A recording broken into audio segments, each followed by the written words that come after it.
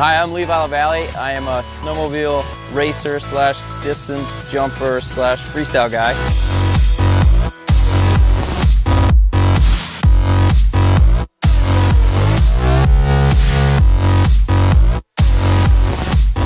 Red Bull winch sessions is a cool thing where they use the high-speed winches to either pull you or drag you or do anything at a high rate of speed. Believe it or not, these winches will go all the way up to over 50 miles an hour, which is pretty insane when you think about it. So my involvement with the winch was I wanted to take and amplify a slip and slide. So what we did was we built this huge ramp and we would drag people into it with the high-speed winch.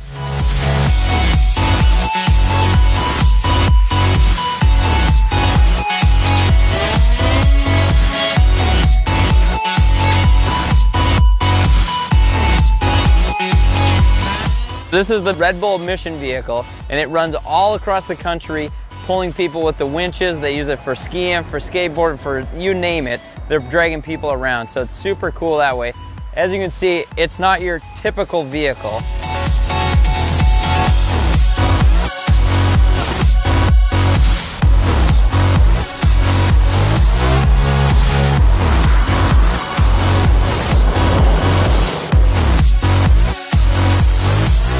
So the Big Dog winch is equipped with a 14 horsepower engine. It has over 5,000 feet of line. We use this for paragliding, for the slip and slide, anytime you gotta go fast and go big.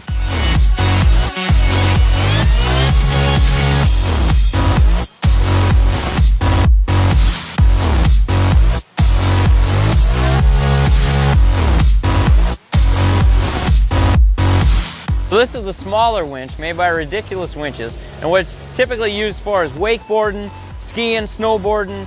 You know, it's more of a go anywhere, do anything type of winch. Very portable. You can see it's got wheels. You can take it anywhere you want to go, in the woods, up a hill, down a hill, in a pond, you name it. You can go anywhere with this bad boy and make it happen.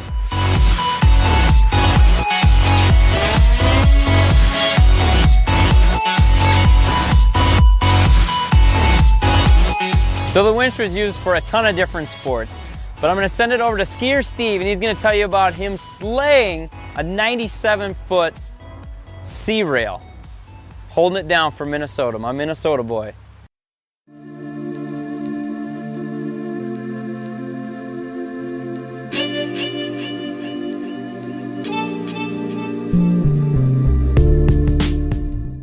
My name is Steve Janish, and I'm a skier out of St. Paul, Minnesota. A lot of people know me as Skier Steve. I got that name rolling around with a snowboard crew hitting handrails about 10 years ago. There weren't too many skiers in Minnesota at that time doing the same thing. Work at a shop, I coach a freestyle team, I ski all the time. I like to surround myself with things that I enjoy. Skiing is definitely one of them. About 4 years ago, found this rail, what I like to call the OJ rail. Probably the biggest sea rail that I've really ever seen. Used to drive by it every day on the way to work. We had always known this rail to be pretty much the biggest sea rail that we had ever seen or attempted. We did measure it, and we were right at about 97 feet. So it's just crazy to know that that's how long it was. It was about 2008 when we started hitting the rail. We're unsuccessful our 1 or 2 outings that year.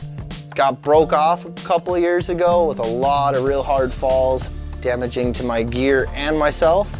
Got shut down by the police and the city last year. Well, going into this year, that's still the one rail in the back of my mind that I knew I wanted to get personally, because at that time we had invested so much time and energy into it that I didn't want to just give up on the rail. I'd say it was more of a mental game, kind of up and down the whole process with it.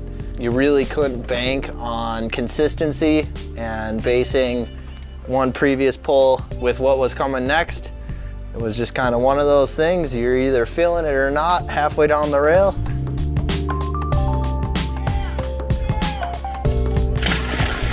Over those 40 hours of being out there, I bet we probably pulled the line 2,000 times.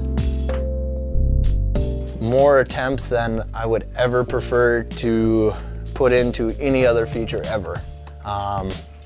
Just so frustrating. Again, the mental game on that thing is up and down and up and down.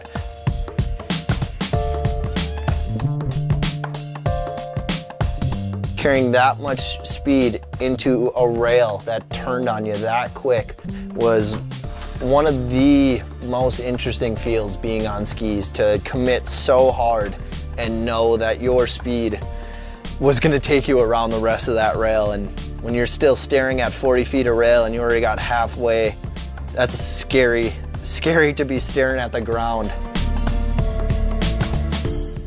Some of the bails that I had on that feature included just trying to slow myself down so I wouldn't keep bashing my skis into the support. Took a couple right to the knee, popped my ski off. Couple seemed like I was about to go to my head. Again, just the inconsistencies of that rail. You really never knew what you were getting into per hit. When I finally ended up getting the rail, leaning into it and committing that far of a lean for so long almost seemed wrong. Yet the rail kept going, kept staying on it, and to come off at the end, just finally, just one random in the mix of that many hits, was pretty cool, and I was a little shocked when it actually happened. It was really hard to believe that that was finally the end of that rail.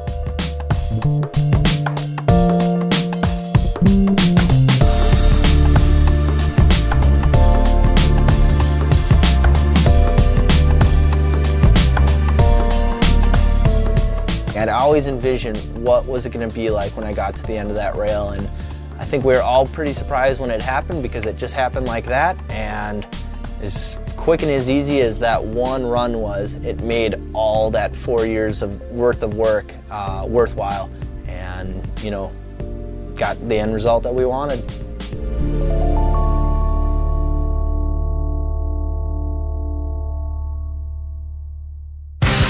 We're out here in the West Desert of Utah. If anything happens, I'm gonna want everything over my head.